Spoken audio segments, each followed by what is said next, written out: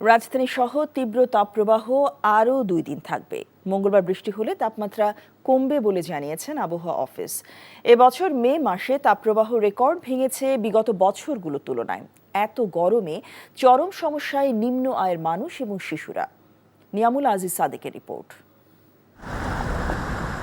প্রকৃতির রুদ্ররূপ, উত্তপ্ত পরিবেশে তৃষ্ণার্ত পাখি শ্যামা কাকযুগলও যেন খুঁজছে একটু ছায়া। 41 ডিগ্রি পেরোনো তপ্ত নগরীতে অনেকে এসেছেন জীবনের তাগিদে। এখন আমার আজকে বিআরটিতে কাজ ছিল, এই জন্য আমি বের হয়েছি, নাইলে আমার এই গরমে বের হওয়ার কোনো দরকার ছিল না। গরম প্রচন্ড, সেটা বলার মতো না, কুলায় না, প্রচুর গরম। এই কয়েকদিন যাবতই তো অনেক গরম।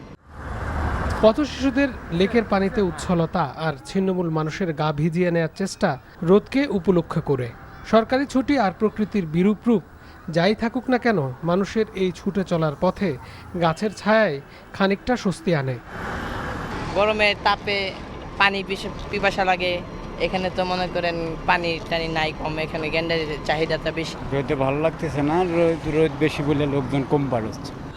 প্রকৃতির এমন রুদ্র মূর্তিতেও থেমে নেই জীবন।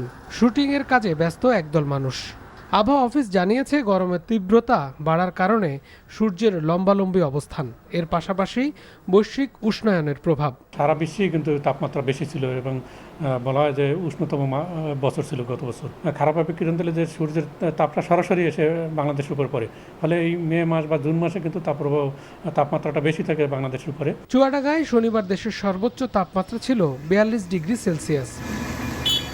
Niamul Aziz Sadek, NTV news, Dhaka. Bundle থাকলে প্রতি সেনমানিতে টাকা বাঁচবে। বিকাশ সেনমানি বান্ডেল কিনে জিতুন প্রতি লেনদেনে। দর্শক, এখন যাচ্ছি চুয়াডাঙ্গায়। সেখানে আছেন আমাদের স্থানীয় প্রতিনিধি রফিকুল ইসলাম। রফিক, চুয়াডাঙ্গায় গরমের তীব্রতা কেমন দেখছেন, আমাদেরকে জানাবেন।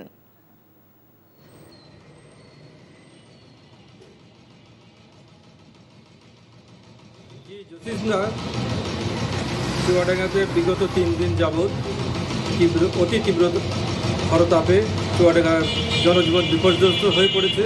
আজকেও বেলা 12টায় 39.6 ডিগ্রি সেলসিয়াস তাপমাত্রা রেকর্ড করেছে আবহাওয়া অফিস, যা গতকালকে চুয়াডাঙ্গাতে দেশের সর্বোচ্চ তাপমাত্রা ছিল 42 ডিগ্রি সেলসিয়াস, যেটি আজকে হয়তো রেকর্ড অতিক্রম করতে পারে।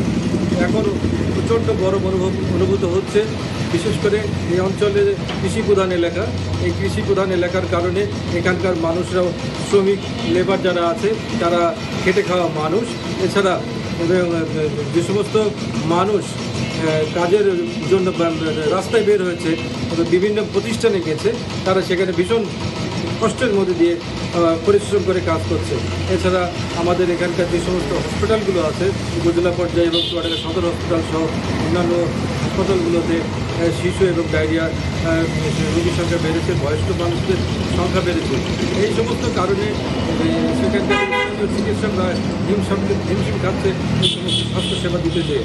তবে একটি কথা বলতেই হয়, প্রতি বছরে চুয়াডাঙ্গাতে এই বিশ্ব কর্কট ক্রান্তির কারণে আমাদের এই অঞ্চলে গরম এবং শীতের সময় শীত হয়।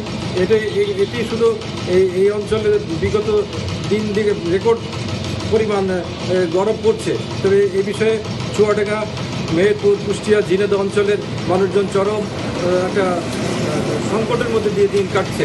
এই অবস্থায় সরকারের কাছে এই অঞ্চলের মানুষ একটা পরিকল্পনার কথা জানিয়েছেন। এই ছিল চুয়াডাঙ্গা থেকে সর্বশেষ। দর্শক, চুয়াডাঙ্গা থেকে জানছিলাম তাপমাত্রার খবর। বান্ডেল থাকলে প্রতি সেনমানিতে টাকা বাঁচবে।